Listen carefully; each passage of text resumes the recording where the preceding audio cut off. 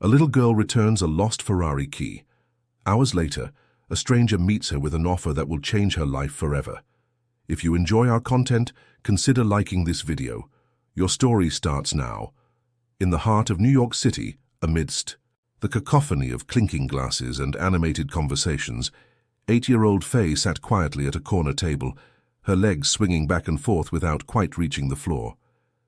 Her wide, observant eyes followed her mother's efficient movements as she balanced trays and navigated between tables with practiced ease. The restaurant buzzed with the energy of the evening crowd, business people unwinding after long days, couples leaning into intimate conversations, and tourists marveling at the authentic New York dining experience. Faye had spent countless evenings here, sketching in her notebook or reading books while waiting for her mother's shift to end. Tonight, however, something different caught her attention. At a table near the center of the restaurant sat a man, whose presence seemed to command the space around him. His tailored suit, the way others deferred to him, and the confidence in his gestures all spoke of importance. Faye watched as he finished a call, his voice carrying phrases like market, expansion, and quarterly projections that meant little to her but sounded important. When he stood to leave, something glittered on the table where he had been sitting, a small metallic object that caught the light. It was only after he had walked several paces toward the exit that Faye realized what had happened. He had forgotten something. Without thinking twice, she slid from her chair and moved toward the abandoned table.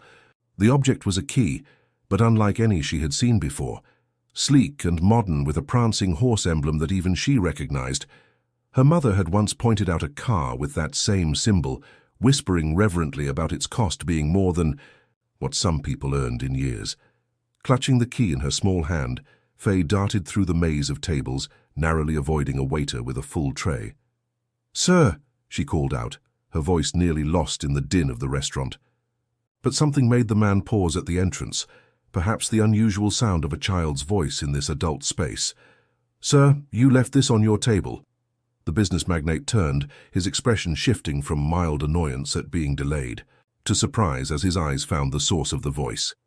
Kneeling down to meet her gaze, he looked from Faye's earnest face to the Ferrari key clutched in her tiny hand, and something in his carefully composed demeanor softened. "Well, I'll be," he murmured, more to himself than to her. Then louder, "Do you know what you're holding there, young lady?" Faye nodded solemnly. "It's a key for a special car." Her eyes darted to the restaurant's windows, through which the sleek silhouette of a Ferrari was barely visible, parked prominently at the curb outside. "The one with the horse." "That's right," he confirmed, his voice carrying a note of wonder. "And do you know that this key could be worth a fortune? Many people might have kept it for themselves." Faye's brow furrowed slightly, as if the suggestion confused her. "But it's not mine," she stated simply. "My mom always says we must do what's right even when nobody's watching." She extended her hand further, offering the key back to its rightful owner.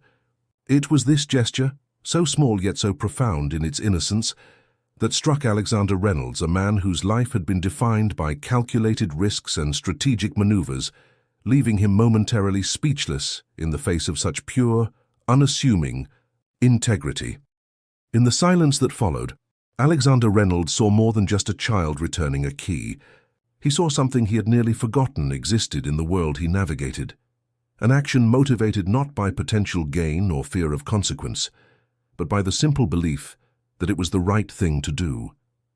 And in that moment, standing in the doorway of a Manhattan restaurant with an 8-year-old girl offering him a small piece of metal, worth more in principle than in price, something shifted in the worldview of a man who thought he had seen it all. For years, Jenna Parker had worked tirelessly to provide for her daughter, juggling multiple jobs and late-night shifts while trying to ensure Faye never felt the weight of their financial struggles. As a single mother with mounting medical bills from her late husband's illness, Jenna had become accustomed to calculating every expense down to the penny, to saying maybe next time when Faye asked for new art supplies or books that weren't available at the library. The restaurant job paid better than most service positions thanks to the generous tips from wealthy patrons, but it still wasn't enough to get ahead, just enough to keep from falling further behind. From her station near the kitchen, Jenna had watched with growing concern as her daughter approached the well-known businessman. She recognized him immediately. Alexander Reynolds, whose face frequently graced the business section of newspapers, and whose reputation as a ruthless but brilliant investor preceded him. When she saw Faye hand him something, her heart had nearly stopped. Had her daughter taken something from his table? Had she interrupted an important conversation? But when Reynolds knelt down, his expression transforming from surprise to something almost like reverence, Jenna's worry gave way to curiosity. Setting down her tray, she moved quickly across the restaurant floor. "Faye, what's going on?" she asked, placing a protective hand on her daughter's shoulder, acutely aware of the difference between her worn waitress uniform and Reynolds' immaculate suit that probably cost more than her monthly rent. "Your daughter was just demonstrating a level of integrity that has become increasingly rare," Reynolds replied before Faye could answer. "She found something of considerable value that I carelessly left behind and returned it without hesitation." His eyes met Jenna's, and she was surprised to find not condescension, but genuine appreciation in his gaze. "You've raised an exceptional young lady, Ms. Parker." "Jenna Parker," she supplied, the tension in her shoulders easing slightly. "And thank you, but I can't take all the credit. Faye has always had a strong sense of right and wrong." Pride warmed her voice as she looked down at her daughter. Nevertheless, such character reflects its nurturing environment. Reynolds reached into his jacket pocket and withdrew a business card, its surface embossed with the logo of Reynolds Enterprises. "I would like to show my appreciation for your daughter's honesty."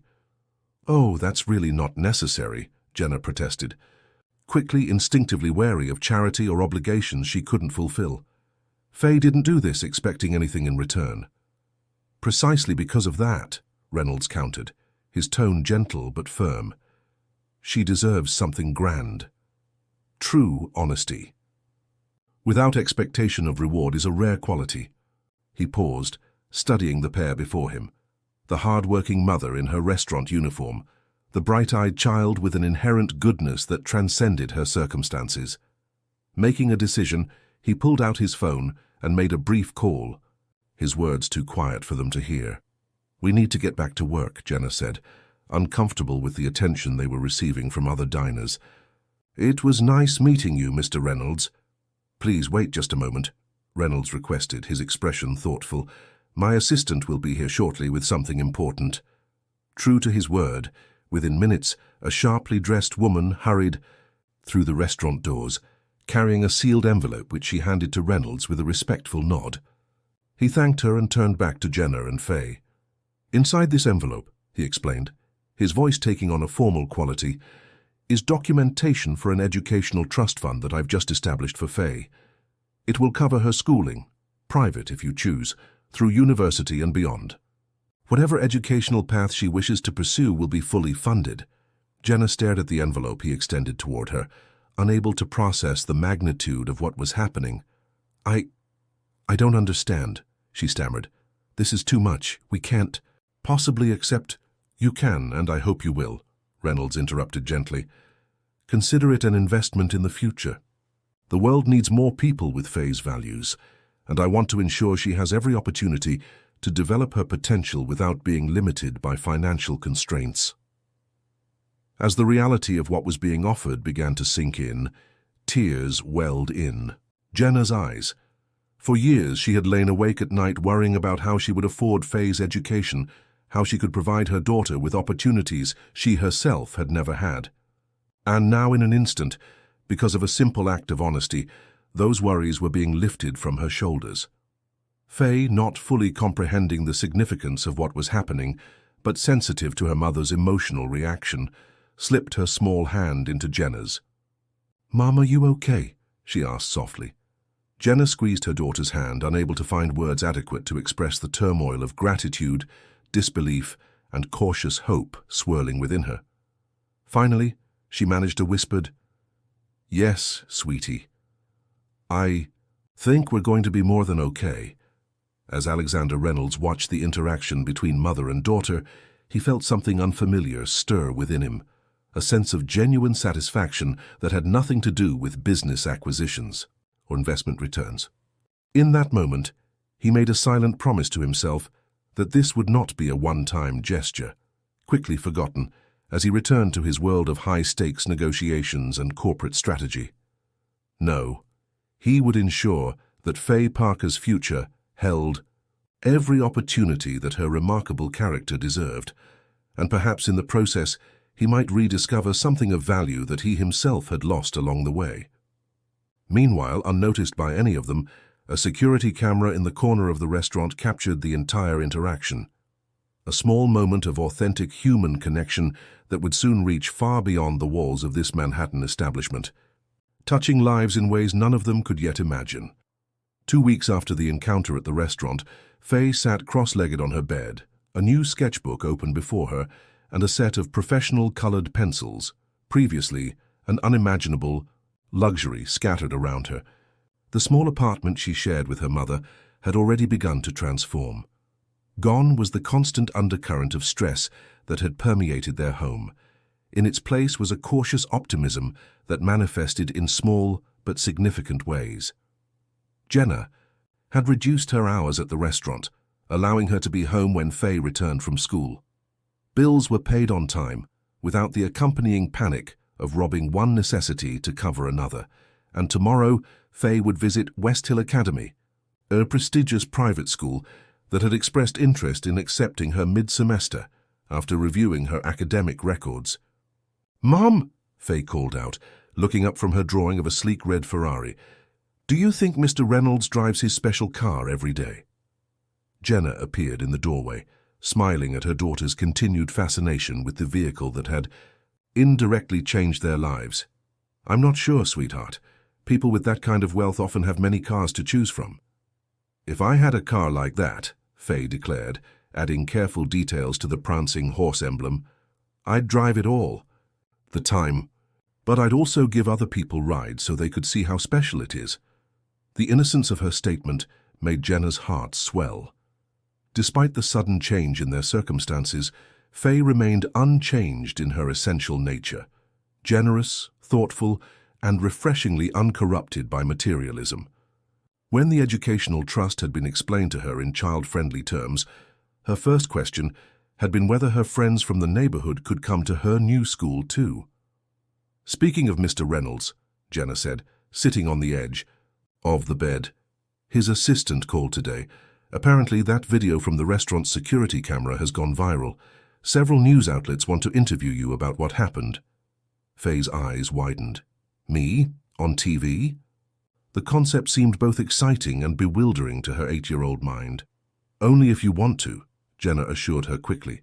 "We can say no to all of it.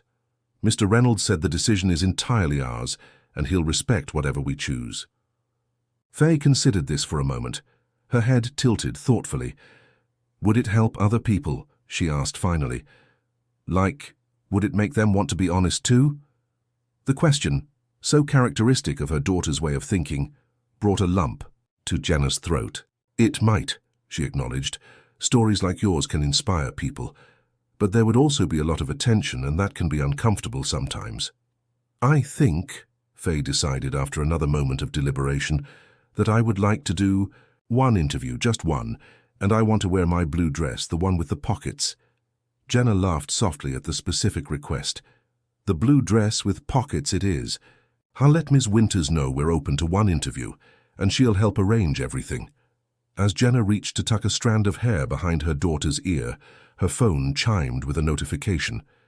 Opening it, she found herself looking at the restaurant security footage being shared on a major news network's social media page. The video had been viewed over 2 million times already, with thousands of comments praising Faye's integrity and Reynolds' generosity. Some commenters shared their own stories of honesty rewarded, while others debated the ethics of wealth distribution and privilege. But overwhelmingly, the response was one of renewed faith in humanity's capacity for goodness. "What is it?" Faye asked, noticing her mother's prolonged attention to the screen. "Just people being touched by your kindness," Jenna replied, setting the phone aside. "Heard seems you've become something of a celebrity overnight." Faye wrinkled her nose. I don't want to be a celebrity. I just want to be me. And that, Jenna assured her, pulling her daughter into a hug, is exactly why people are so inspired. Because just you is someone pretty extraordinary. As they embraced, neither of them could have anticipated the ripple effects already set in motion. How a simple act of returning a key would unlock doors they never knew existed, creating opportunities not just for themselves, but for countless others who would be affected by their story.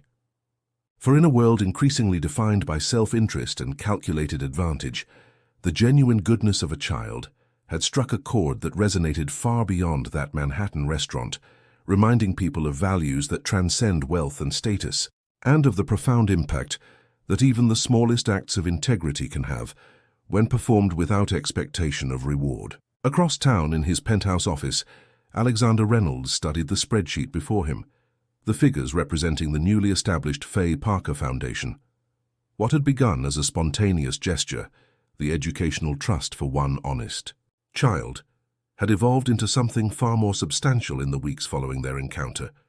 The viral video had prompted an unexpected deluge of messages to Reynolds Enterprises, other business leaders wanting to contribute to Faye's fund, companies offering employment opportunities to Jenna Parker, and countless individuals expressing how the story had restored their faith in human goodness.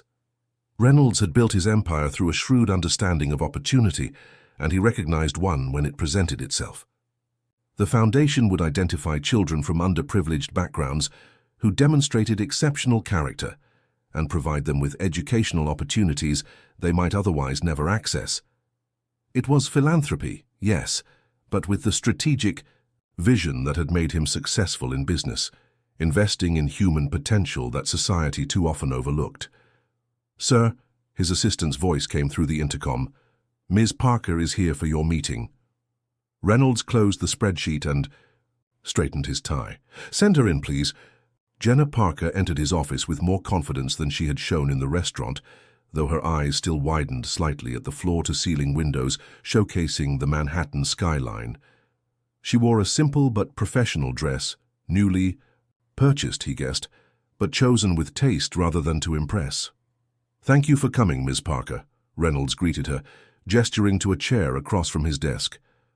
"I appreciate you making time in what I'm sure has become a rather hectic schedule." "Please call me Jenna," she replied with a small smile. "And yes, these past weeks have been overwhelming to say the least." She settled into the chair, her posture suggesting she was working to appear comfortable in surroundings so different from her normal environment. Faye is adjusting well to West Hill. Her teachers are already impressed with her work ethic and creativity. "I'm glad to hear it," Reynolds nodded, genuinely pleased. "And the interview, I saw it aired yesterday." "It went better than I expected," Jenna admitted. Faye was nervous at first, but once she started talking about honesty being just what people should do, she forgot about the cameras. The response has been incredible. Her homeroom teacher said several students recognized her this morning. Reynolds leaned forward slightly. "That brings me to the purpose of our meeting. The public reaction to Faye's story has been extraordinary, and it's opened some unexpected doors. Several major companies have approached me, wanting to offer you positions that would utilize your management experience from the restaurant, along with your obvious strengths in raising such a remarkable daughter." Jenna's expression registered surprise. "Management experience? I'm just a waitress, Mr. Reynolds." "You've supervised staff, handled customer relations, balanced competing priorities, and maintained grace under pressure," he countered. "Those are valuable skills in any industry, and you've done it while single-handedly raising a child with exceptional values. That speaks to leadership qualities many executives spend years trying to develop." A mixture of emotions played across Jenna's face: hope, disbelief, and a flicker of something like vindication. How long had she seen herself through the limited lens of just a waitress, defining her worth by a job title, rather than the multifaceted skills it required?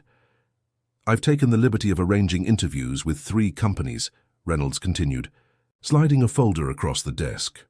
"All offer competitive salaries, flexible hours to accommodate Faye's schedule, and substantial growth potential. Of course, you're under no obligation to pursue any of them." Jenna opened the folder. her eyes scanning the company names, all well-known, respected organizations. "This is, I don't know what to say." She looked up, meeting Reynolds' gaze. "Directly. Why are you doing all this? The educational fund was already more generosity than we could have imagined. These opportunities, the foundation you're creating, it goes far beyond gratitude for a returned key." Reynolds was silent for a moment, considering her question with the seriousness it deserved. "Do you know what distinguishes truly successful people, Jenna?" he finally asked. "It's not intelligence or work ethic, though those matter.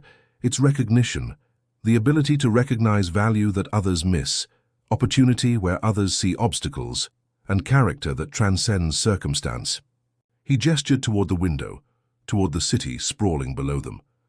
"I've built a fortune by recognizing the potential for exceptional returns on investment. What Faye showed me, what you both represent, is a return of a different kind, but no less valuable." "We're not an investment," Jenna said quietly, a hint of challenge in her voice. "No," Reynolds agreed readily. "You're a reminder. In a world increasingly driven by algorithms and profit margins, you reminded me that the most valuable assets can't be listed on a balance sheet. Integrity, compassion, the courage to do what's right without calculation of personal benefit." He paused, his expression softening slightly. "And if I'm honest, you've given me an opportunity to reconnect with values I once held dear, but have perhaps lost sight of in the pursuit of success." The stark vulnerability of this admission from a man known for his steely business acumen seemed to affect Jenna deeply. "Thank you for your honesty," she said after a moment. "Faye would approve." This unexpected comment broke the tension, and both of them smiled. "Speaking of Faye," Reynolds said, reaching for another folder, "there's one more matter I wanted to discuss with you. The foundation I mentioned. I'd like your input on how it should be structured. After all, you have first-hand experience in recognizing and nurturing the qualities we hope to reward." As they began to discuss the details of what would soon become one of the most innovative educational initiatives in the country, neither of them could have predicted how their unlikely partnership would evolve, or how the ripples from one child's honest action would continue to expand, touching lives far beyond their immediate circle, and creating a legacy that would endure long after the viral video had faded from public memory. What had begun as a typical Thursday for Sophia Lynn, principal of West Hill Academy, quickly transformed into anything but when Alexander Reynolds himself appeared in her office, requesting a tour of the school's facilities and a comprehensive overview of their educational philosophy. 2 weeks later, she found herself observing with fascination as Faye Parker integrated into Mrs. Donovan's third-grade class. The child was remarkable not just for the circumstances that had brought her to West Hill, but for the qualities she displayed: a genuine intellectual curiosity, emotional intelligence beyond her years, and most strikingly, a complete lack of pretension that stood out in a school where many students came from privilege. "She's adjusting well," Mrs. Donovan commented, joining Principal Lynn in the hallway outside the classroom, where Faye was deep in conversation with a small group of classmates, explaining a concept from their science lesson with animated gestures. There was some initial wariness from both sides, the other children curious about the famous new student, and Faye understandably overwhelmed by the transition. But she has a natural gift for connecting with people. "And academically?" Principal Lynn inquired. "She's playing catch-up in some areas, particularly in our advanced mathematics curriculum and Mandarin program," the teacher acknowledged. "But her reading comprehension is actually above grade level, and her problem-solving approaches are often quite innovative. She thinks differently than many of our students, which has been refreshing for classroom discussions." Principal Lynn nodded thoughtfully. West Hill prided itself on educational excellence, but sometimes excellence became narrowly defined by test, scores and competition. Faye Parker brought something different to their community, a perspective shaped by experiences most West Hill students had never encountered, and values that couldn't be taught through any curriculum. Mr. Reynolds has expressed interest in expanding the scholarship program based on Faye's success here, Lynn noted. He's proposing to fund positions for 5 additional students with similar backgrounds but demonstrable character strengths. "That would be wonderful," Mrs. Donovan replied warmly, though I hope the admissions committee considers more than just academic readiness.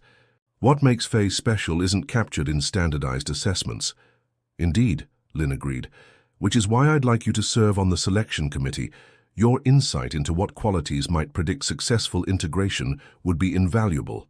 As they continued their discussion of how to identify and support students from diverse socioeconomic backgrounds, neither educator noticed the subtle dynamics unfolding in the classroom behind them.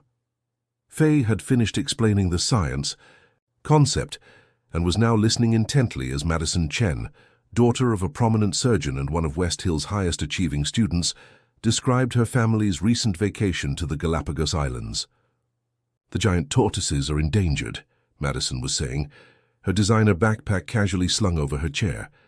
"My dad says people used to hunt them for food, but now they're protected." "That's sad that people hurt them," Faye responded thoughtfully, "but I'm glad they're safe now. I've only seen tortoises at the zoo." "You should come with us next time," Madison suggested, with the casual generosity of a child who assumed opportunities were universally available. "It's super cool, and they let you help with conservation projects if your parents donate enough." Rather than pointing out the impossibility of such an arrangement, Faye simply smiled. That would be amazing. Maybe someday. It was this exchange that Oliver Prescott, a quiet boy who rarely participated in social conversations, overheard from his seat nearby. Oliver's family was among West Hill's wealthiest, his father the CEO of a global technology company, yet he had struggled to form genuine connections with his peers. Something about Faye's unpretentious response to Madison's unintentionally privileged invitation resonated with him.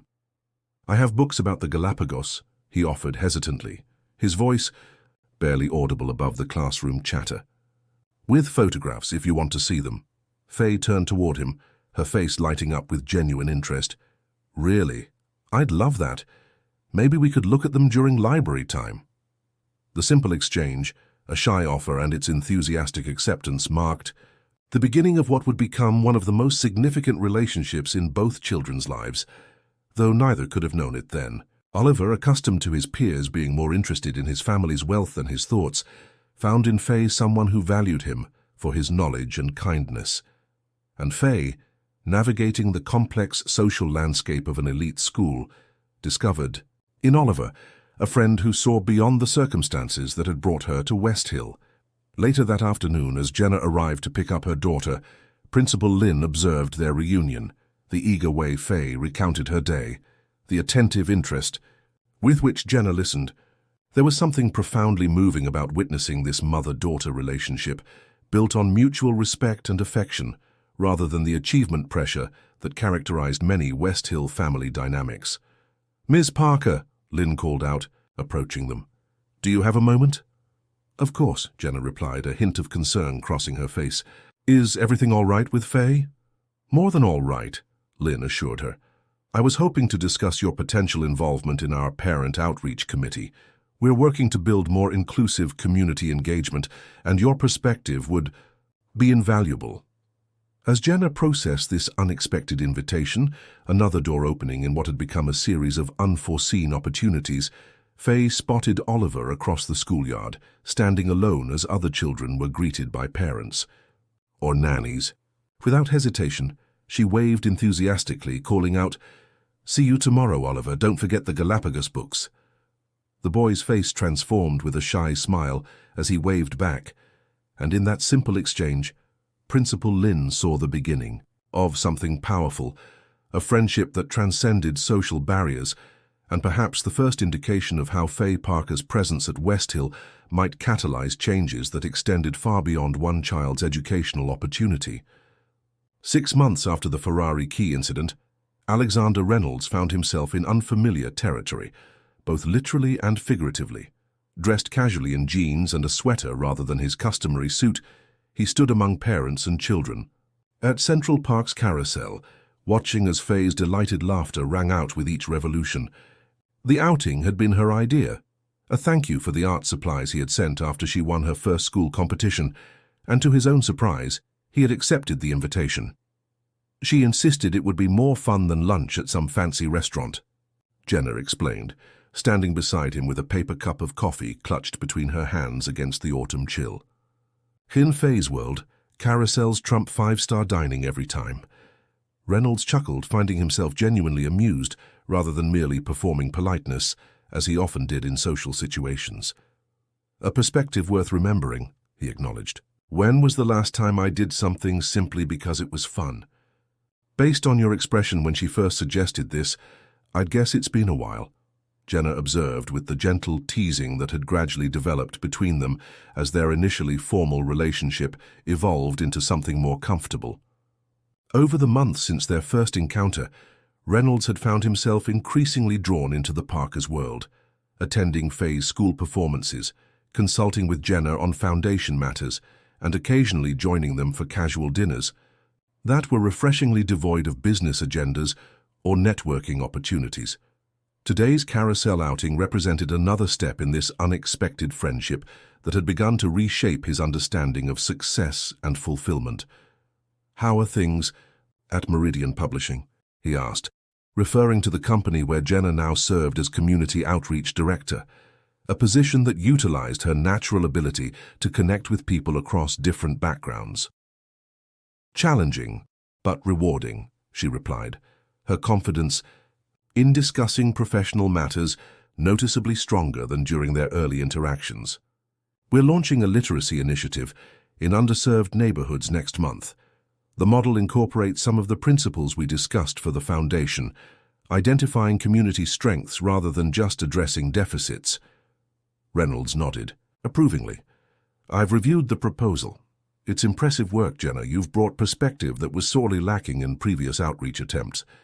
Well, I've had some experience being on the receiving end of well-intentioned but misguided programs," she acknowledged with a wry smile. "It makes a difference when initiatives are developed with rather than for communities."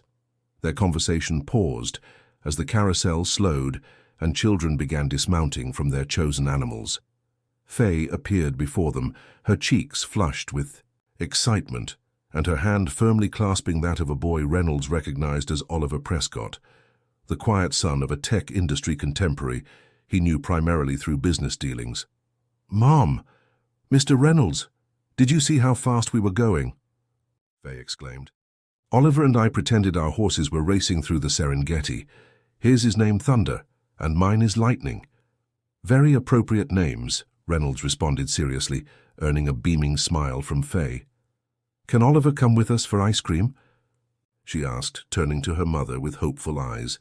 "His nanny says it's okay if you approve, please." "If Oliver would like to join us, we'd be happy to have him," Jenna confirmed, smiling warmly at the boy who seemed simultaneously shy and eager. "Thank you, Miss Parker," Oliver replied with careful politeness that spoke of extensive coaching in social graces. Then, with visible effort to overcome his reserve, he added, "Faye says the ice cream place has 28 flavors." 29, Faye corrected. "They added bubblegum last week." As the children walked ahead of them toward the park exit, engaged in serious debate about optimal ice cream flavor combinations, Reynolds found himself studying their interaction with unexpected emotion. Something about their friendship, Faye's natural openness drawing out Oliver's carefully guarded personality, stirred memories of his own childhood, before achievement and acquisition became his primary measures of worth. "They're good for each other," Jenna observed softly, following his gaze. "Oliver's been coming over after school twice a week. He's brilliant with mathematics and helps Faye with her homework, and she encourages him to use his imagination in ways he never has before. His parents sent us tickets to the symphony last month. Apparently, he's talking more at home and mentioned our art projects." "The Prescotts are not known for their warmth," Reynolds commented, recalling the few social interactions he'd had with the family. "Their approach to parenting is, efficiently delegated." "That's a diplomatic way of putting it," Jenna agreed with a slight edge to her voice. Oliver mentioned that his father scheduled a quarterly performance review to discuss his academic progress. "He's 8 years old." Reynolds winced, recognizing uncomfortable parallels to his own lifestyle choices. How many important relationships had he efficiently delegated? How often had he evaluated people, including himself, primarily through metrics of performance and productivity? "You know," he said after a thoughtful pause, I've been considering a rather significant life change. The foundation work has become more meaningful to me than I anticipated, and the executive responsibilities at Reynolds Enterprises increasingly feel like obligations rather than passions. Jenna glanced at him with surprise. Are you thinking of stepping back from the company? Not entirely, he clarified, but perhaps restructuring my role to focus more on philanthropic initiatives and less on quarterly projections. The board would likely welcome Martin's more aggressive growth strategy anyway. Before Jenna could respond, Faye called back to them. Hurry up, slowpokes, the ice cream will melt before we get there. Heaven forbid, Reynolds called back with mock seriousness, surprised by how naturally the playful tone came to him in Faye's presence.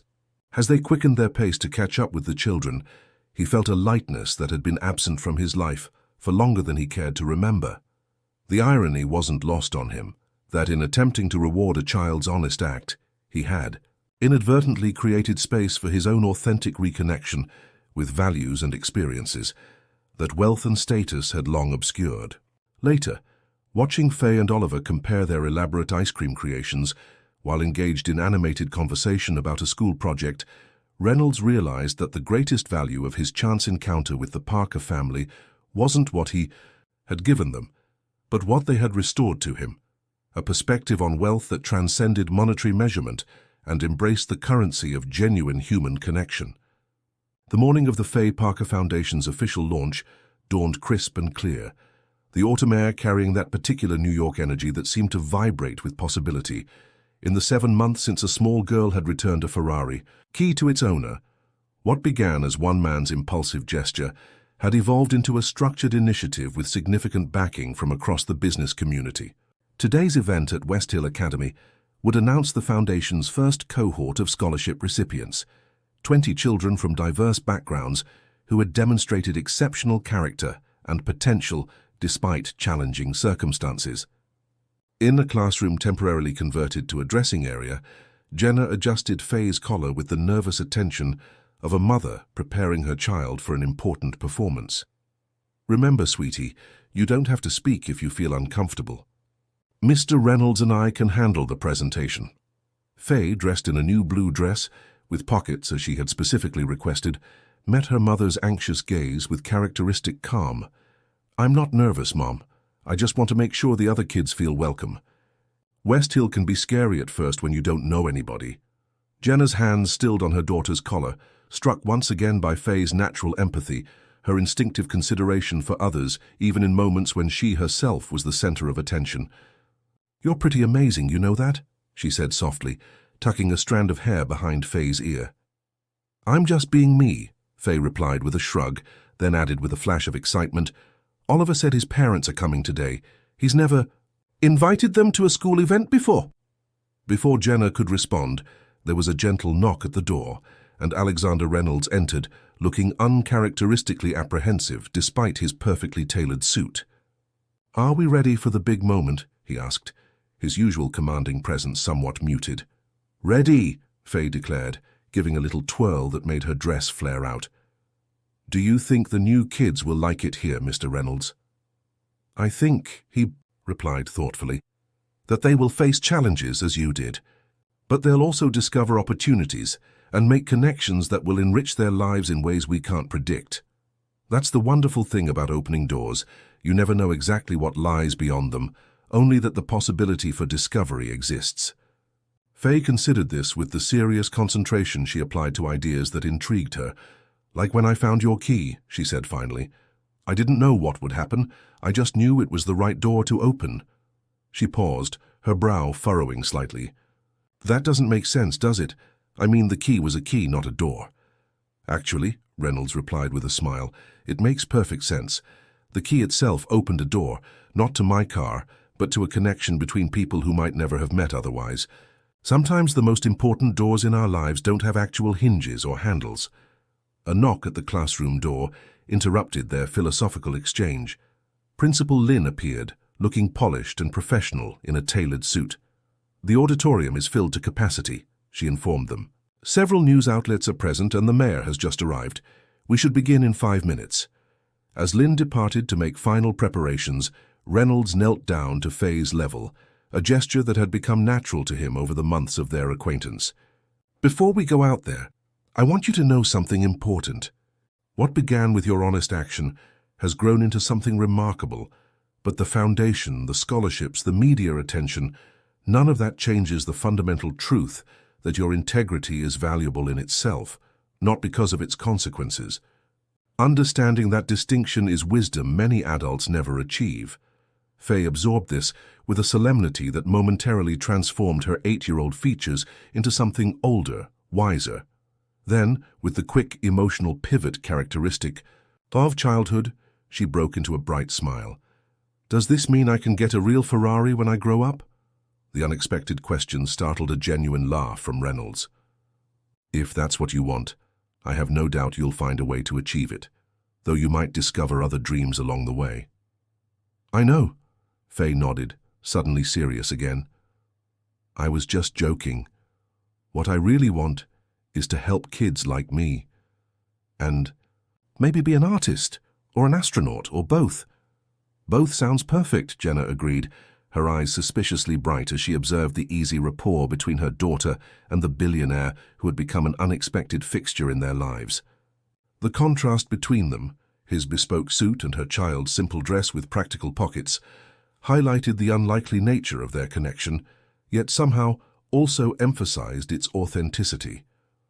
A final knock summoned them to the auditorium, where they found a gathering that reflected the bridging of worlds that had occurred since Faye's simple act of honesty.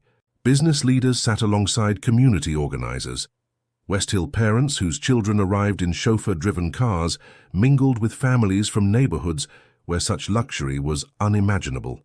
Teachers and students, politicians and journalists, philanthropists and social workers, all drawn together by a story that had resonated across social divides. As Reynolds approached the podium to open the ceremony, he surveyed the diverse audience with a sense of profound satisfaction. His gaze lingered momentarily on the front row, where 20 children and their families sat, the first recipients of the Faye Parker Scholarships, each selected not primarily for academic achievement, but for demonstrating exceptional character in challenging circumstances. Among them was a girl who had organized a neighborhood cleanup after city budget, cuts eliminated waste collection services, a boy who had created a buddy system to help elderly residents navigate public transportation, twins who established a small community garden in a food desert. 7 months ago, Reynolds began, his voice carrying clearly through the crowded auditorium, a young girl's honest action reminded me of something essential that I had somehow forgotten along my journey to success. That true wealth lies not in what we acquire or achieve, but in the integrity with which we live and the connections we form with others. As he continued outlining the Foundation's mission and introducing the scholarship recipients, cameras flashed and reporters scribbled notes. The event was being live-streamed globally, the story of Faye Parker and her Ferrari key having captured international attention in a world hungry for authentic good news. But beneath the public spectacle lay a more intimate truth, that the greatest transformations had occurred not in the grand gestures visible to cameras, but in the private shifts of perspective experienced by those closest to the story's center. For Jenna Parker, watching her daughter stand proudly beside Alexander Reynolds as he described the foundation bearing her name, the transformation manifested in a newfound confidence that extended beyond improved financial circumstances. She had discovered capabilities within herself that years of struggle had obscured, leadership skills that now flourished in her role at Meridian Publishing, emotional resilience that enabled her to navigate unfamiliar social territories with increasing assurance, and the courage to envision a future unconstrained by the limitations she had previously accepted as fixed. For Alexander Reynolds, the change was perhaps even more profound. The man who had built an empire through strategic calculation found himself increasingly guided by considerations that defied cost-benefit analysis. Relationships that once would have been evaluated for their potential utility had become valued for their inherent meaning. Time, previously his most jealously guarded resource, was now willingly spent on activities with no discernible ROI beyond the simple pleasure of connection. The board of Reynolds Enterprises had initially been skeptical of his shifted priorities, but the positive publicity generated by the foundation had quelled their concerns, and some had even joined him in philanthropic initiatives of their own. And for Faye herself, standing in the spotlight that her honest action had inadvertently created, the transformation was simultaneously the most subtle and the most significant. Unlike the adults around her, she had not fundamentally changed. The integrity that prompted her to return the key remained her natural orientation to the world. What had changed was the scope of possibility she now perceived, the expanded horizon against which she could imagine her future unfolding. The Faye who had once watched her mother count out tip money to cover basic necessities now thought in terms of how resources might be directed to benefit others, how opportunities might be created and shared, how systems might be made more equitable. As the ceremony concluded, with the presentation of symbolic keys to the scholarship recipients, a meaningful echo of the Ferrari key that had started it all, Reynolds caught Jenna's eye across the stage. In that shared glance was mutual recognition of how far they had come from their first awkward encounter in a Manhattan restaurant, and silent acknowledgement of questions still unanswered about where their unlikely connection might lead. For now it was enough to celebrate this milestone, to witness the joy of 20 families whose lives were changing direction in ways similar to how the Parkers had changed 7 months earlier.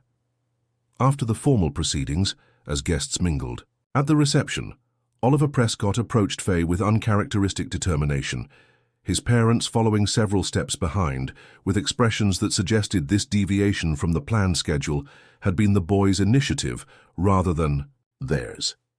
"My father wants to meet you properly," Oliver announced to Faye, his voice carrying a hint of pride. "I told him about our projects and how you helped me with the science fair presentation." The senior Prescotts, looking somewhat out of their element despite their impeccable attire, offered polite greetings to Jenna and Faye. "Oliver speaks very highly of your daughter," Mrs. Prescott said, her smile genuine if slightly stiff. "He's always been rather selective about social engagement, but their friendship seems to have brought him out of his shell considerably." "Faye has that effect on people," Jenna replied warmly. "She sees past surface differences to find common ground. I've learned a lot from watching her approach to relationships." As the adults continued their conversation, cautiously navigating the social terrain between their vastly different worlds, Faye and Oliver slipped away to examine the display of student artwork featured as part of the foundation launch. Among the pieces was Faye's prize-winning painting, a colorful rendering of diverse hands joining together to form a circle, with a small red Ferrari visible in the background. "I still can't believe your mum let you keep the art supplies, Mr. Reynolds sent," Oliver commented, studying the painting with critical appreciation. "They must have cost thousands of dollars." "They weren't just for me," Faye explained. "We share them at the community center art program. That's why my mum said it was okay because lots of kids get to use them, not just me." Oliver considered this concept of shared resources with the intellectual curiosity that characterized his approach to new ideas. "Is that why you invited Jessica and Marcus to join our lunch table, even though they're new scholarship students who don't know anyone yet?" "Well, yeah," Faye replied as if the answer were obvious. "Wouldn't you want someone to do that for you if you were starting at a new school where everything felt strange?" It was a simple question, delivered without judgment or moral instruction, yet it contained the essence of the perspective that had unintentionally catalyzed so much change, the instinctive recognition of others' humanity, and the natural inclination to respond with kindness rather than calculation. In that moment, standing before a painting that symbolized connection across difference, something clicked into place for Oliver Prescott, a concept his brilliant mathematical mind had previously struggled to quantify, that wealth could be measured in ways that transcended numerical value, and that the richest experiences often came from what was given rather than what was acquired. Across the reception hall, Alexander Reynolds observed the two children's interaction with a mixture of satisfaction and wistfulness. The foundation launch represented a culmination of months of planning, but also a transition point, a moment when what had begun as a personal connection with one honest child expanded into a structured program with broader social impact. There was undeniable value in this scaling of opportunity, this ability to extend transformative chances beyond the Parkers to other deserving families. Yet he found himself surprisingly protective of the particular relationship that had sparked it all. The genuine connection he had formed with Faye and Jenna that defied categorization as either business or charity. As if sensing his thoughts, Jenna approached, offering a glass of sparkling water. "Penny for your thoughts," she said, following his gaze to where Faye and Oliver stood deep in conversation. "Though given inflation and your net worth, perhaps I should offer more." The gentle teasing made him smile, another change in their dynamic that had evolved gradually over months of increasing familiarity. "I was just reflecting on unexpected outcomes," he admitted. "When I established that educational fund in the restaurant that day, I thought I was simply rewarding an honest action, closing the loop on a brief interaction. I never anticipated." He gestured expansively, indicating not just the event around them, but the deeper changes that had occurred beneath its visible surface. "That's the thing about genuine connection," Jenna observed thoughtfully. "It resists our attempts to contain it within predictable parameters. Once authentic relationships form, they tend to develop their own momentum, taking us places we never planned to go." She paused, then added with quiet sincerity, "For what it's worth, I think those unplanned destinations often turn out to be the most worthwhile." The simple wisdom of her observation resonated deeply with Reynolds, who had built a career on strategic planning and calculated risk. What he could not have calculated, what no spreadsheet or algorithm could have predicted, was how profoundly his life would be enriched by the spontaneous decision to reward a child's honesty, or how that decision would open doors to experiences of connection that had been missing from his carefully constructed existence. As the foundation launch event drew to a close and guests began to depart, Reynolds found himself standing with Jenna and Faye in the now quiet auditorium, the three of them sharing a moment of peaceful reflection amidst the remaining evidence. Of celebration, programs on empty seats, floral arrangements on the stage, the foundation's logo projected on a screen above them. "Well," he said finally, "it appears we've successfully launched a movement." "All because of a key," Faye remarked, twirling absently in her blue dress. "A really important key." "The most important key," Reynolds agreed, though they both knew he wasn't referring to the Ferrari key anymore, but to something far more valuable that had been exchanged that day in the restaurant. A key that had unlocked doors to authentic connection in a world where such genuine interaction was increasingly rare. As they stood together, the billionaire businessman, the former waitress, and the honest child whose simple action had brought them together, each sensed that they were standing at the threshold of yet another door, one that led to possibilities none of them could fully envision, but all were increasingly ready to explore. 7 years had passed since Faye Parker returned a Ferrari key to Alexander Reynolds in a Manhattan restaurant, an act of honesty that had triggered transformations far beyond what anyone could have anticipated. Now 15 years old, Faye stood in the center of a classroom at Eastside Community Center, surrounded by a circle of elementary school students seated cross-legged on a colorful rug, their faces tilted upward, expressions rapt as she guided them through an art project designed to explore concepts of value and connection. "Today we're creating memory boxes," she explained, gesturing to the collection of simple cardboard containers on a nearby table. "But these aren't for keeping expensive things. They're for small objects that matter to you because of what they represent, things that remind you of important moments or people in your life." The children, participants in the Foundation's community arts program, listened with the particular quality of attention that Faye somehow always managed to inspire. At 15, she had grown into a poised young woman whose natural empathy had deepened into a genuine talent for teaching and mentoring. Though she could have attended any number of prestigious summer programs, she had chosen to spend her vacation working with children from backgrounds similar to her own early childhood. "For example," she continued, lifting a small wooden box that she had decorated with intricate painted patterns, "this is my personal memory box. Inside are things that might seem worthless to other people, but are priceless to me." She opened it carefully, revealing its contents, a small smooth stone, a dried flower pressed between clear laminate, a faded ticket stub, and most prominently, a key, not the original Ferrari key, which had been returned to its owner, but a replica that Reynolds had given her on the 5th anniversary of their meeting. "This key," she told the children, holding it up so that sunlight from the classroom windows caught its metallic surface, "reminds me that sometimes the most valuable thing we can do is simply the right thing, even when no one expects us to, and that sometimes the smallest actions can open the biggest doors." From the back of the classroom, Jenna Parker observed her daughter with quiet pride. At 35, Jenna had evolved from a struggling single mother into the executive director of community initiatives at the Faye Parker Foundation, a role that utilized both her intimate understanding of economic hardship and the leadership skills she had developed over years of increasingly responsible positions. Her relationship with Alexander Reynolds had also evolved, from initial awkward gratitude to professional collaboration to a deep friendship that had gradually, cautiously, blossomed into something more personal. Their worlds had seemed impossibly distant that first day in the restaurant, separated by vast disparities in wealth, education, and social position.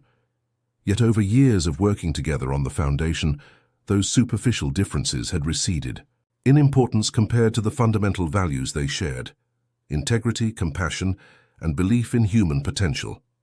2 years ago, after much consideration of how it might affect Faye and the foundation's work, they had finally acknowledged the feelings that had been developing between them, beginning a relationship that remained private, though not secret. The sound of the classroom door opening drew Jenna's attention. Alexander Reynolds entered quietly, taking care not to interrupt Faye's session with the children. At 53, he retained the commanding presence that had made him successful in business, but there was a softness to him now that hadn't existed 7 years ago, a genuine warmth that showed in the crinkles around his eyes and the more frequent appearance of his smile. "Sorry I'm late," he whispered, joining Jenna at the back of the room. "The meeting with the education department ran long. How's it going?" "She's amazing with them," Jenna replied softly, nodding toward Faye, who was now moving among the children, offering encouragement as they began decorating their own memory boxes. "She has this gift for making each child feel uniquely seen and valued." Reynolds watched thoughtfully as Faye knelt beside a particularly shy boy, gently drawing him out, with questions about what he might want to put in his memory box. "She never lost it," he observed, "that essential Faye-ness. Despite all the changes, all the opportunities, all the advantages that came her way, she remained fundamentally herself. I think that's because the opportunities never became entitlements. In her mind," Jenna suggested, "she's always understood them as responsibilities, chances to develop her gifts so she can share them with others." Their conversation paused as Faye glanced up and noticed Reynolds' arrival. Her face brightened with a smile of genuine pleasure, though she didn't interrupt her work with the children. The three of them had developed a comfortable rhythm to their interactions over the years, a balance of independence and connection that honored their individual journeys while celebrating their shared purpose. Later, as the art session concluded and the children departed with their newly created memory boxes, Faye joined Jenna and Reynolds in the classroom. "That was a beautiful lesson," Reynolds told her, his tone reflecting the genuine respect he held for her developing skills as a teacher and mentor. "Thanks," Faye replied, beginning to gather art supplies with the efficient care that characterized her approach to resources. "I've been thinking a lot about value lately, how we determine what matters and why. These kids often come from homes where financial resources are limited, but emotional and creative wealth can still be abundant.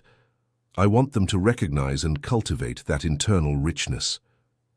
Jenna and Reynolds exchanged a glance of shared pride, not the pride of having shaped Faye into who she was, but of having provided fertile ground for her inherent qualities to flourish.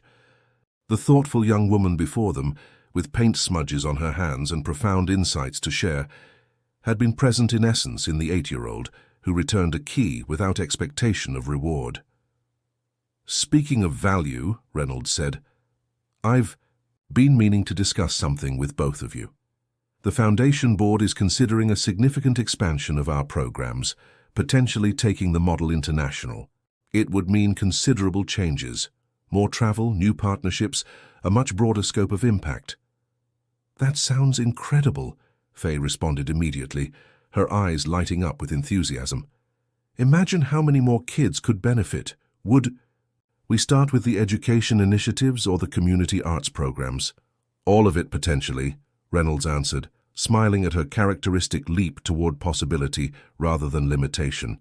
But it would require restructuring our current operations, and I wouldn't want to proceed without both of your full support. This began as our shared vision, and it should continue that way. Our family enterprise, Jenna said softly, using the phrase they had begun to employ in recent years to describe their unique relationship. Not quite a traditional family by conventional standards, but bound by ties of affection, respect, and shared purpose that transcended ordinary categorization. The term family had initially emerged organically, without formal discussion or declaration. Reynolds, who had never married or had children of his own, found in his relationship with Jenna and Faye a fulfillment that his professional success had never provided. Jenna, who had long carried the full weight of parental responsibility alone, discovered unexpected joy in sharing the journey of raising Faye with someone who valued her daughter's unique qualities as deeply as she did. And Faye, growing through the complex transitions of adolescence, benefited from the stability of two adults who provided both consistent support and modeling of authentic partnership based on mutual respect. Exactly, Reynolds agreed. A family enterprise, which means we decide together based on what feels right for all of us at this point in our lives. He paused, his expression growing more serious. There's something else I've been considering as well, something more personal. Before he could continue, the classroom door opened again and Oliver Prescott entered, carrying a stack of ecology textbooks. Now 15 like Faye, Oliver had grown into a lanky teenager whose reserved manner had mellowed into quiet confidence. His friendship with Faye had remained constant through their years at West Hill Academy, evolving to accommodate their developing interests and strengths while maintaining its foundation of genuine mutual appreciation. "Sorry to interrupt," he said, setting the books on a nearby table. "Ms. Lynn asked me to drop these off for tomorrow's environmental science workshop. Faye, did you still want to review the curriculum before—" He stopped, noticing the atmosphere in the room. "I can come back later if you're in the middle of something important." "Actually," Reynolds said after a moment of consideration, "you might as well be part of this conversation too, Oliver. What I was about to propose affects the Foundation's future, which includes the Youth Advisory Board you and Faye have been developing." Oliver nodded and took a seat on one of the classroom chairs, his posture reflecting the seriousness with which he approached all Foundation matters. Though his family's wealth meant he had no personal need for the opportunities the Foundation provided, his involvement had grown from Faye's initial invitation to help with a single project into a committed engagement with its mission. As I was saying," Reynolds continued, "I've been considering a significant personal change alongside the Foundation's potential expansion. After 15 years at the helm of Reynolds Enterprises, I'm contemplating stepping down as CEO to focus exclusively on our philanthropic work." The announcement was met with momentary silence as its implications registered with each of them. Though Reynolds had gradually reduced his corporate responsibilities over the years, fully relinquishing leadership of the company he had built represented a profound shift in his life's direction. "Are you sure that's what you want?"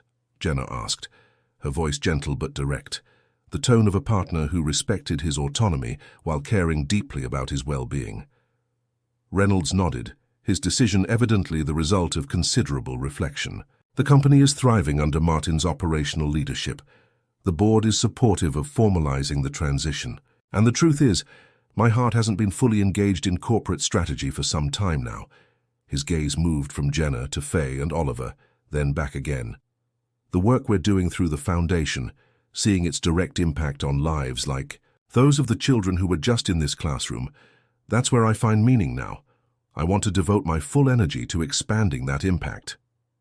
"I think it's brilliant," Faye declared with characteristic enthusiasm, "and totally in line with what you were just saying about value, Mom, about recognizing what truly matters and having the courage to prioritize it. Oliver, more measured in his response, asked, "What would this mean practically for the Foundation's structure? Would you take on a more public role as the face of its international expansion?" The question reflected Oliver's analytical mind, always considering systemic implications rather than just emotional resonance. It was this complementary perspective that made his partnership with Faye so effective in their Foundation work. Her intuitive understanding of human connection balanced by his strategic consideration of implementation details.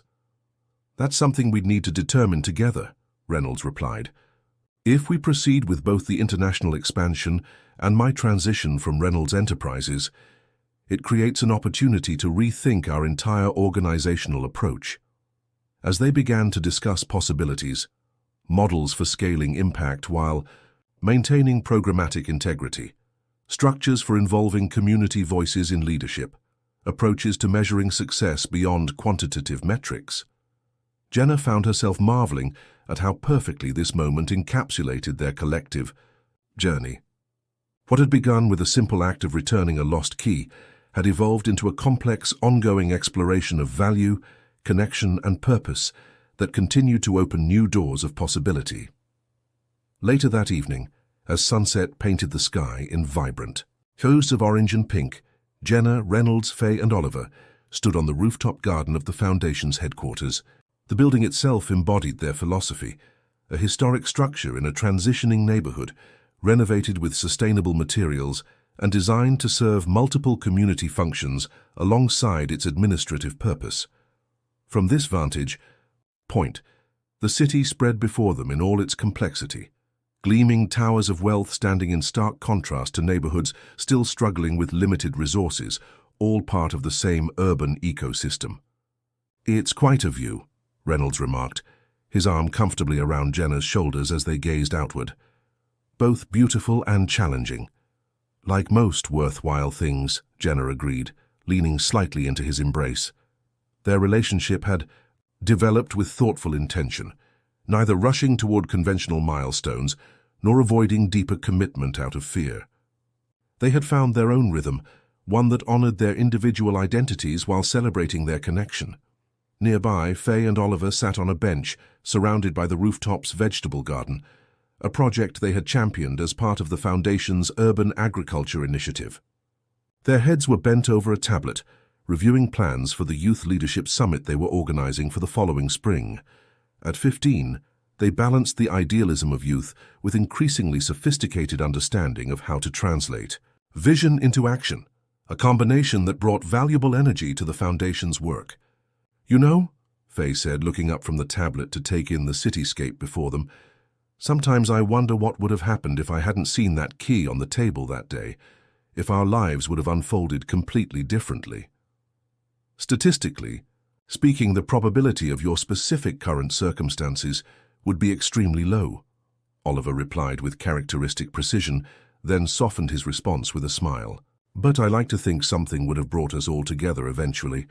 Some combinations of people just seem mathematically inevitable."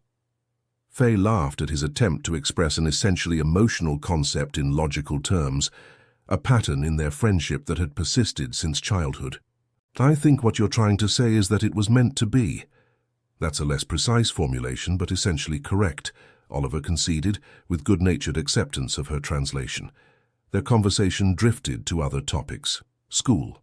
Projects, the documentary film about the Foundation that was premiering at a festival next month, ideas for the international expansion that Reynolds had proposed. As twilight deepened into evening and city lights began to twinkle against the darkening sky, the four of them gathered around a small table on the rooftop, sharing a simple meal and continuing to explore possibilities for the Foundation's future. It was in many ways an ordinary moment, a family dinner, a planning discussion, a pause in the midst of busy lives to connect with one another.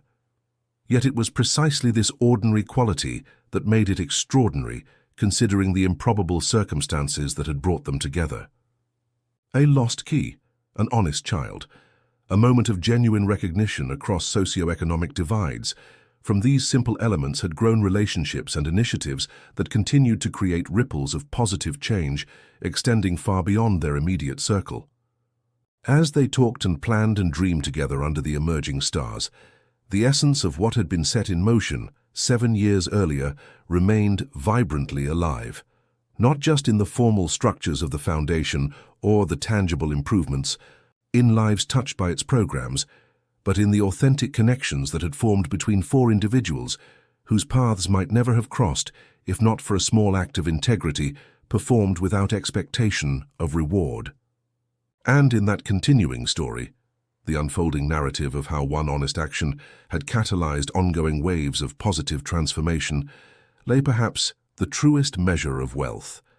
Not what we accumulate or achieve for ourselves alone, but what we create together when we recognize the inherent value in each other and respond with genuine openness to the doors such recognition can open. 7 years after the Ferrari key incident, Faye Parker stood in the garage of the family's comfortable brownstone, facing her 16th birthday surprise with wide, disbelieving eyes.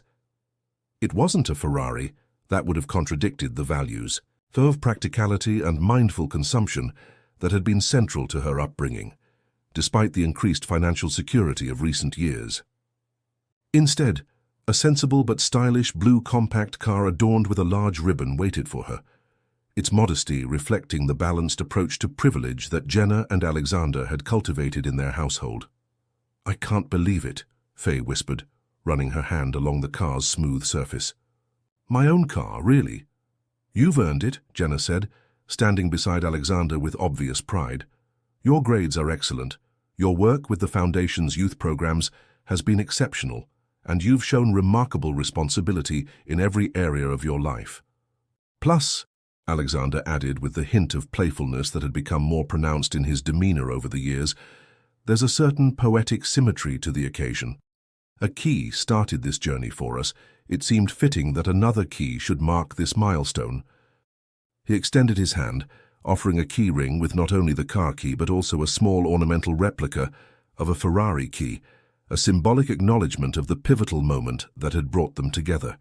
The gesture carried layers of meaning that Faye, now old enough to appreciate the full significance of what had transpired 7 years earlier, clearly understood. "This is incredible," she said, accepting the keys with characteristic grace.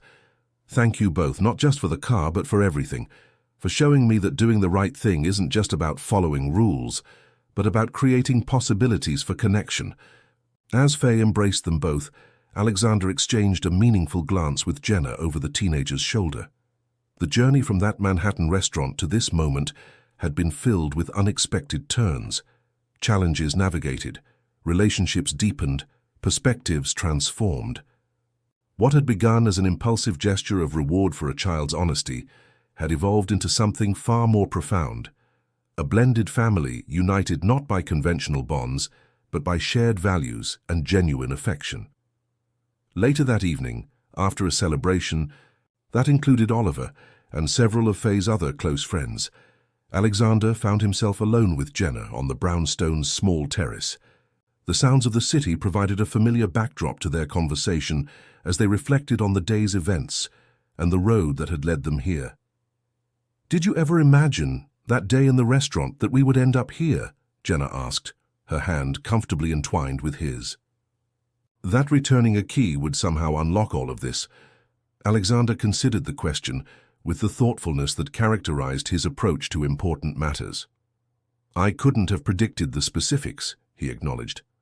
"But I do remember feeling something significant had occurred, something that transcended the simple monetary value of a car key. It was as if a window had opened briefly into a different way of measuring worth, and I couldn't go back to seeing things quite the same way afterward."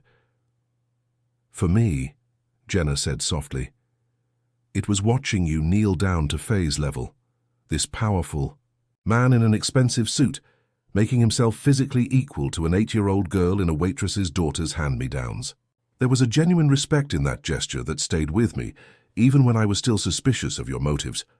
They smiled at the memory of their initial wariness, her protective concern about charity with strings attached, his unacknowledged loneliness disguised as philanthropic impulse.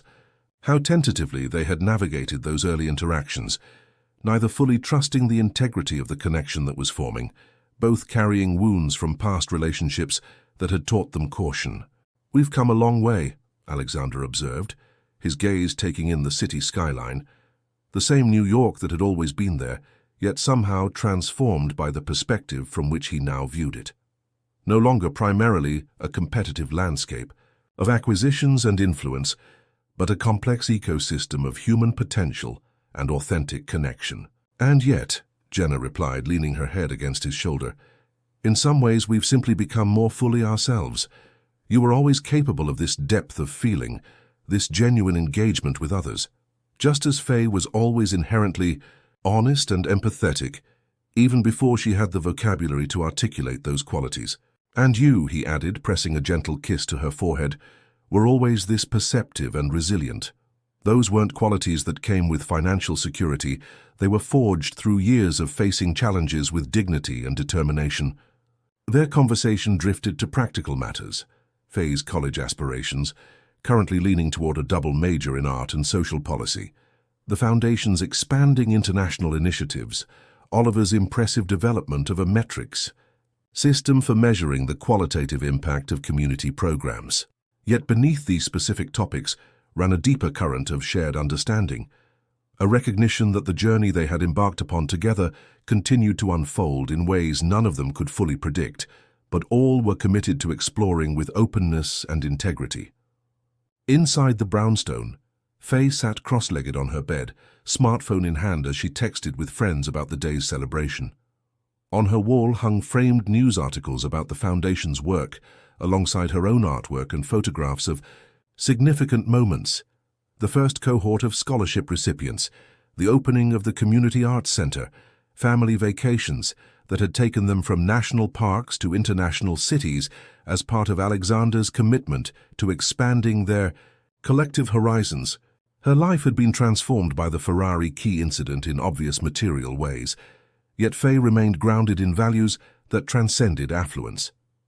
Her closest friendships spanned diverse socioeconomic backgrounds. Her personal spending habits remained modest, despite having access to resources that would have allowed for extravagance. And her sense of purpose, increasingly focused on creating platforms for other young people to develop their own potential, reflected a sophisticated understanding that true privilege lay not in what one possessed, but in the ability to create meaningful opportunities for others. Setting aside her phone, Faye reached for the small wooden memory box she had kept since childhood. Opening it carefully, she examined its contents, tangible reminders of her journey from that Manhattan restaurant to the present moment. Plunk. These treasures was a newspaper clipping, featuring the first published photograph of her with Alexander and her mother, their unlikely trio captured by a photographer outside West Hill Academy on the day the Foundation was officially announced. Running her finger over the image, Faye reflected on how that single honest action, returning a key that wasn't hers, had indeed opened doors she could never have imagined. Not just doors to material comfort or educational opportunity, but doors to relationship, to purpose, to a broader understanding of how individual actions could create ripples of positive change extending far beyond their immediate impact. As she replaced the clipping in her memory box, Faye felt a deep sense of gratitude, not primarily for what she had received, though that was considerable, but for what she had been able to witness and participate in, the gradual, authentic evolution of connections between people whose paths might never have crossed if not for a moment of simple integrity. In that evolution lay a truth that no amount of wealth could purchase or privilege secure, that the most valuable currency in human experience was not measured in dollars or possessions, but in the genuine recognition of each other's inherent worth and the doors such recognition could open when offered without expectation of return. The following morning, Faye drove her new car for the first time, with Jenna in the passenger seat providing guidance through the neighborhood's quiet Sunday streets. As they navigated familiar corners and practiced basic maneuvers, their conversation touched on the responsibilities that came with this new privilege, not just the practical obligations of vehicle maintenance and safe driving, but the broader awareness of how personal choices created ripple effects in the wider community. Having a car means thinking about your environmental impact, Jenna reminded her. About where you go and why, about carpooling when possible, about whether some trips might be better made by public transit. I know, Mum, Faye replied with the hint of affectionate exasperation, typical of teenagers receiving parental wisdom they have already internalized. That's why we researched fuel efficiency ratings before choosing this model, remember? And why I've already talked to Maya and Zoe about carpooling to volunteer days at the community center. Jenna smiled, recognizing in her daughter's response the values she and Alexander had sought to model, thoughtful consideration of how privilege could be wielded responsibly rather than indulgently. As Faye successfully navigated a three-point turn, Jenna felt a complex mixture of emotions familiar to parents watching their children master new skills, pride in her accomplishment, nostalgia for the younger child who had needed more direct guidance, and anticipation of the increasing independence this milestone represented. Faye's hands gripped the steering wheel as she navigated the familiar streets, her heart full of memories and anticipation for the future. Every turn of the wheel reminded her that every journey begins with a single, often small decision that can change the course of a life. The hum of the engine felt like a steady beat, echoing the rhythm of possibility. In the quiet moments between the familiar sounds of the car and the soft guidance of her mother beside her, Faye reflected on the neat path that had led her from a simple act of honesty to becoming a beacon of hope in her community. She remembered the timid little girl who returned a lost key and marveled at how that one choice had cascaded into so many transformative opportunities.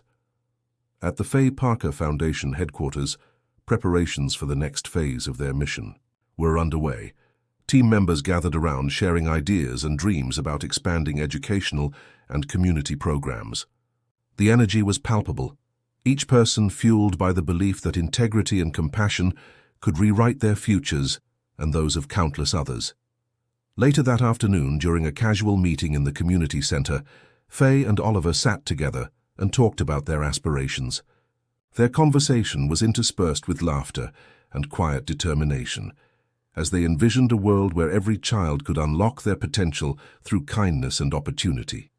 Their dreams, once distant hopes, were now becoming plans in motion. Alexander Reynolds stood at a window overlooking a bustling neighborhood, his mind occupied by the countless ways one small act could reverberate through lives.